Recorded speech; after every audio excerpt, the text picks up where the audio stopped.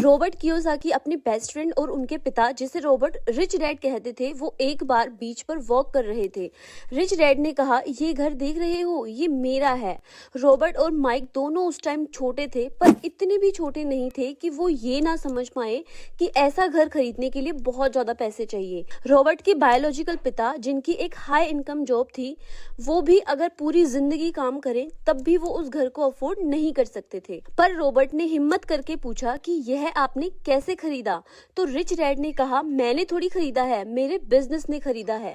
इस वीडियो को एंड तक देखिए, आपको पता चल जाएगा कि उन्होंने ऐसा क्यों कहा। आज के इस वीडियो में हम आपको डिटेल समरी देंगे रॉबर्ट कियोसाकी के द्वारा लिखी गई book Rich Dad guide to investing, what the rich invest in that the poor and middle class do not. यानी अमीर लोग अपने पैसे कहाँ इन्वेस्ट करते हैं जो गरीब या मिडिल क्लास लोग नहीं करते। यह बुक रिच डैड सीरीज की तीसरी बुक है। इस बुक के शुरुआत में ही ऑथर बहुत इंटरेस्टिंग चीज शेयर करते हैं।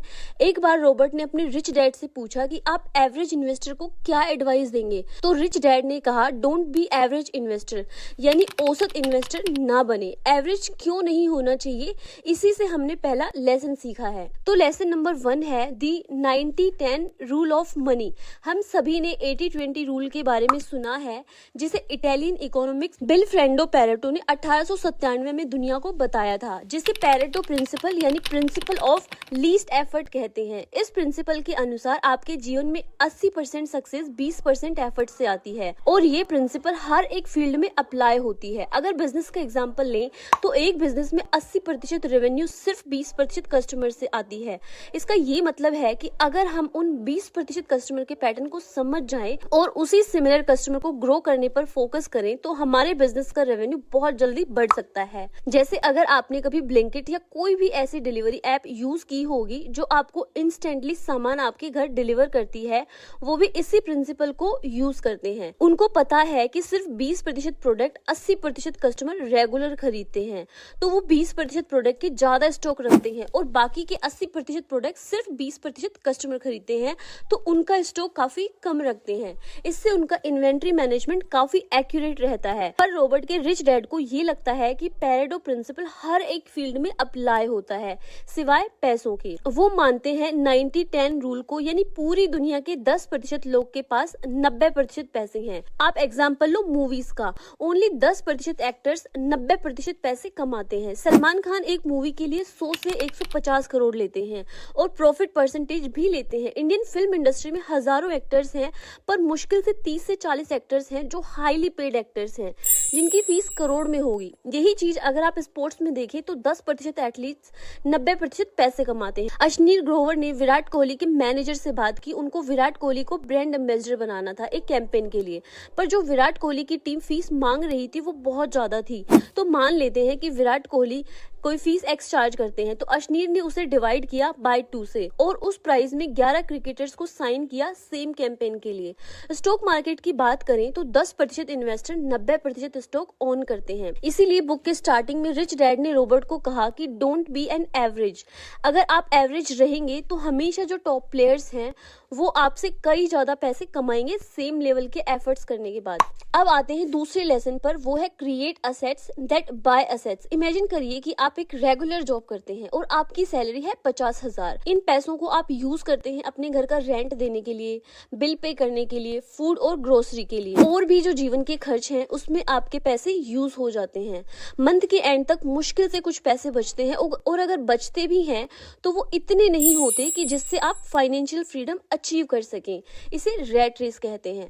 रॉबर्ट के बायोलॉजिकल पिता रॉबर्ट को इसी रैट रेस में आने के लिए बोल रहे थे। रिच डैड कहते हैं कि आपको अपना फोकस शिफ्ट करना है पैसों के लिए काम करने से पैसों को यूज करके असेट्स बिल्ड करने पर, जिससे कि आपके असेट्स आपको पैसे कमा के दें। असेट का एग्जांपल लेते हैं, जैसे कि रेंटल रियल एस्टेट। जो पुअर माइंडसेट के व्यक्ति होते हैं वो सबसे पहले अपना एक घर खरीदते हैं और ये सोचते हैं कि ये मेरा असेट है। पर रिच डैड आपको खुद से पूछने के लिए कहते हैं कि जब आप घर खरीदते हैं तब आप सबसे पहले अपनी सेविंग्स का एक बड़ा हिस्सा डाउन पेमेंट में दे देते हैं। ऊपर से हर महीने आपको ईएमआई भी चुकानी पड़ती है। अब आपको और काम करना पड़ता है और अब आप अफोर्ड नहीं कर सकते कि अब आप अपनी जॉब क्विट कर दें, वरना आप बहुत प्रॉब्लम में फंस जाओगे। पर रिच डैड कहते हैं कि जब आप रेंटल प्रॉपर्टी खरीदते हैं और उसे रेंट पर लगाकर और उस रेंट से अगर आप पैसिव इनकम बिल्ड कर रहे हैं तो यह एक राइट स्ट्रेटजी है। यहाँ पर आपने एक असेट क्रिएट किया और उस असेट से अब आप पैसे कमा रहे हो। अब उन पैसों से आपको अब नेक्स्ट एसेट खरीदना है। दूसरा एग्जांपल लेते हैं, जैसे बिजनेस ओनरशिप। रिच डैड का प्लान ये रहता है कि वो अच्छा बिजनेस ओनर बने, क्योंकि इसमें आपको टाइम ट्रेड नहीं करना पड़ता। जैसे कि पैसे के लिए अगर आप अपने बिजनेस में सिस्टम लेकर आ जाते हैं और ऑटोमेशन पर काम करते हैं तो एक टाइम ऐसा आ जाएगा कि ये बिजनेस स्मूथली काम करेगा बिना आपके इन्वॉल्वमेंट के। तो जब आप ये अचीव करते हो तब आपको दूसरा बिजनेस स्टार्ट करना है या फिर अपने एग्जिस्टिंग बिजनेस को ग्रो करना है। ये एक कमाल का माइंडसेट है जहां पर आप असेट से असेट बना रहे हैं। रॉबर्ट शेयर करते हैं कि उनके पुअर डैड ने बहुत मेहनत की है अपनी बॉस की वेल्थ बढ़ाने में, पर रिच डैड ने बहुत मेहनत की है अपनी वेल्थ बढ़ाने में। तो जब रिच डैड ने रॉबर्ट और माइक को ये कहा कि मेरे बिजनेस ने ये खरीदा है, तो इसका मीनिंग है कि उनके एक असेट ने दूसरा असेट खरीदा है। तो आपको सबसे पहले अपना खुद का असेट बनाना है और उस असेट को लेवरेज करके मल्टीपल असेट बनाने पर आपका फोकस होना चाहिए। आपका क्वेश्चन ये हो सकता है कि किस तरीके के असेट्स में हम इन्वेस्ट करें, तो ये हम डिस्कस करेंगे नेक्स्ट लेसन में। लेसन नंबर 3 है what are the asset better than cash. तो जो नॉलेज इस बुक में शेयर किया गया है वो शायद बैंक नहीं चाहता कि आप जानो। इंडिया में बहुत ही कम लोग इंडियन स्टॉक मार्केट में इन्वेस्ट करते हैं। भले ही यह नंबर पैंडेमिक के बाद बहुत ऊपर आया है, पर फिर भी बाकी कंट्रीज के कंपैरिजन में 3% एक्टिवली लोग इन्वेस्ट करते हैं इंडिया में। वहीं यूएस 55%, यूके में 33% और चीन में 13%। तो इसका ये मतलब है कि मेजोरिटी ऑफ इंडिया अपने पैसे या तो कैश में रखती है या बैंक के सेविंग अकाउंट पर रखती है, या फिर वो उन पैसों से अपना घर खरीद लेते हैं। अगर आप घर पर कैश रखते हैं तो वो भी कभी ग्रो नहीं होगा और सेविंग अकाउंट का जो इंटरेस्ट रेट है वो बहुत ही कम है। बैंक आपके पैसों से पैसा कमा रही है, पर बदले में आपको क्या मिल रहा है? पर्सनल लोन की अगर बात करें तो ये करंट इंटरेस्ट रेट है और आप देख सकते हैं कि मोस्टली सारे बैंक 10% से ऊपर ही लेते हैं। लेकिन अगर आप अपने पैसे बैंक को देते हैं, यानी जब आप सेविंग अकाउंट में पैसे रखते हैं, तो आपको ऑन एन एवरेज 3 से 5% का रिटर्न मिलता है। और ये जो 5 से 7% का डिफरेंस है वो बैंक का इनकम है, यानी बैंक आपके पैसों से ज्यादा इंटरेस्ट कमा रही है। अगर बैंक अकाउंट में अपने पैसे नहीं रखने हैं तो अपने पैसों को कहाँ इन्वेस्ट करें? असेट सेलेक्ट करने का क्राइटेरिया बहुत ही सिंपल है। उसी असेट में आपको इन्वेस्ट करना है जहाँ पोटेंशियल है हाई ग्रोथ का आने वाले समय में, जिससे कि आप इनकम जनरेट कर सको। ध्यान आपका ये होना चाहिए कि आपको बैंक को अमीर नहीं बनाना है, आपको अपने आप को अमीर बनाना है और अपने परिवार को अमीर बनाना है। ये है 5 असेट जो आपको फाइनेंशियल फ्रीडम और पैसिव इनकम जनरेट करने में हेल्प करेगा। नंबर 1 बहुत ही ऑब्वियस है, स्टॉक्स। अच्छी कंपनी के स्टॉक में इन्वेस्ट करके 2 मेजर फायदे होते हैं। Number 1 capital appreciation. 100 रुपए में किसी शेयर को खरीदा है, अगर वो 6 महीने बाद 130 रुपए का हो जाता है तो आपको यहाँ पे 30 रुपए का कैपिटल एप्रिसिएशन हुआ है। दूसरा फायदा है डिविडेंड इनकम। जब कंपनी प्रॉफिट कमा रही है तो कुछ कंपनी अपने शेयर होल्डर के साथ प्रॉफिट शेयर करती हैं और ये डायरेक्टली आपके बैंक अकाउंट में आता है। तो स्टॉक सबसे बढ़िया और सबसे इजी तरीका है एसेट बनाने का, जो हर एक व्यक्ति को बिल्ड करना चाहिए बहुत ही कम एज में। Asset number 2 mutual funds. इस इन्वेस्टमेंट एसेट में आप पोर्टफोलियो, स्टॉक, बॉन्ड और अदर एसेट में इन्वेस्ट करते हैं। इसमें आपका रिस्क बहुत कम है। नंबर 3 रियल स्टेट रिपोर्ट के अनुसार एक एवरेज इंडियन हाउस होल्ड का 77% असेट रियल स्टेट में होता है और रियल स्टेट पिछले कुछ सालों से अच्छा परफॉर्म कर रहा है क्योंकि रेरा का इम्प्लीमेंटेशन हुआ है, यानी रियल स्टेट रेगुलेटरी अथॉरिटी। इनका मेन गोल होता है कि जो भी व्यक्ति घर खरीदते हैं किसी बिल्डर से, उनको फुल प्रोटेक्शन मिले और जो प्रॉमिस किया गया है उसे भी बिल्डर फुलफिल करें। होम लोन इंटरेस्ट रेट भी कम हुआ है। तो लो सेविंग इंटरेस्ट की वजह से लोग अपने पैसे रियल स्टेट में इन्वेस्ट कर रही हैं, क्योंकि बहुत सारी कंपनी इंडिया में इन्वेस्ट कर रही हैं। तो रियल स्टेट मार्केट भी ऊपर जाने वाला है आने वाले समय में। तो रियल स्टेट डेफिनेटली एक बहुत अच्छा एसेट है जिससे आप कई सारे एसेट बना सकते हैं। एसेट नंबर 4 है स्टार्ट योर ओन बिजनेस। अगर आपके पास एक्स्ट्रा कैश है जो आप अपने बैंक में रखते हो तो उससे बहुत ही बेटर आइडिया ये है कि आप उन पैसों से कोई स्मॉल बिजनेस शुरू करें।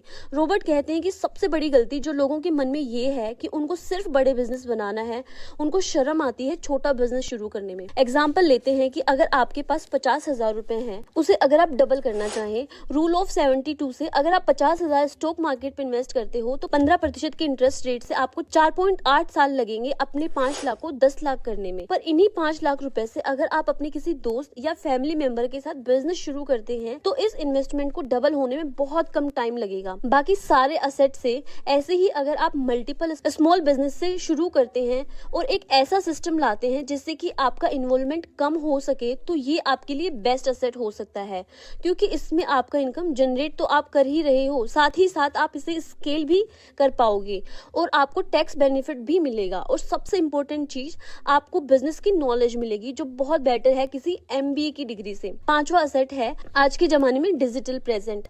आप चाहे किसी भी इंडस्ट्री में हो, आपका ऑनलाइन होना बहुत जरूरी है, क्योंकि इससे आपको रीच मिलती है, लोग आपको ट्रस्ट करते हैं, आपकी एक फॉलोइंग बनती है जो बहुत वैल्यूएबल है। अगर आप अपना डिजिटल प्रेजेंस बनाते हैं, चाहे वो कोई भी सोशल मीडिया ऐप हो, तो ये भी बहुत बढ़िया असेट है क्योंकि आप इसे मोनेटाइज कर सकते हैं। तो ये थी 5 असेट जो बेटर है कैश रखने से। अब आते हैं चौथे लेसन पे। तो चौथा लेसन है यूज डेब्ट एज लेवरेज। लेवरेज फाइनेंस की दुनिया में एक ऐसी इन्वेस्टमेंट स्ट्रेटेजी है जहां पर आप पैसे लोन पर लेते हैं जिसे यूज करके आप ज्यादा रिटर्न कमा सकते हैं। रॉबर्ट कियोसाकी कहते हैं कि आपको लोन लेना चाहिए अपने सेट को बिल्ड करने के लिए। यहाँ ऑथर शेयर करते हैं 2 कॉन्सेप्ट, नंबर 1 बैड डेब्ट, नंबर 2 गुड डेब्ट। बैड डेब्ट उसे कहते हैं जिस लोन से आप रिटर्न नहीं कमा पाओगे।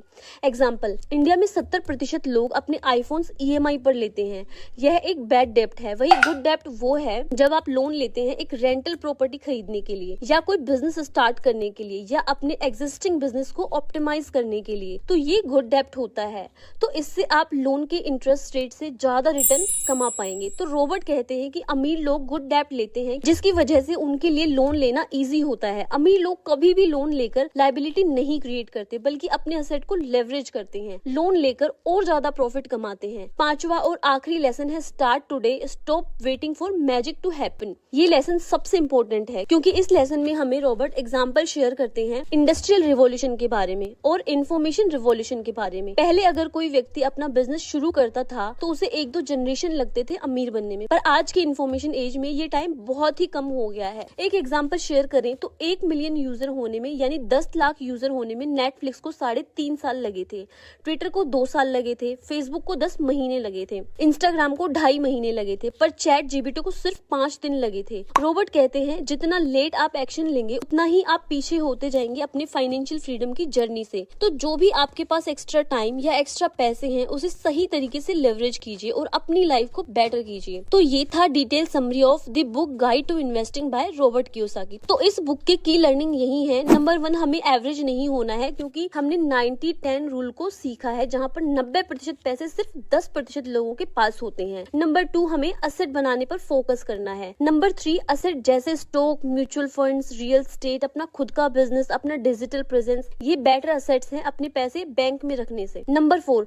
हमें डेब्ट को लेवरेज की तरह यूज करना है अपने असेट को बढ़ाने के लिए और गुड डेब्ट से घबराना नहीं है। नंबर 5 एक्शन लेने पर फोकस कीजिए क्योंकि अगर आप एक्शन नहीं लेंगे तो कोई भी पॉजिटिव चेंज आपकी लाइफ में नहीं आएगा। तो आई होप कि वीडियो आपको अच्छी लगी होगी। वीडियो को लाइक शेयर करना ना भूले। चैनल पर नए हैं तो सब्सक्राइब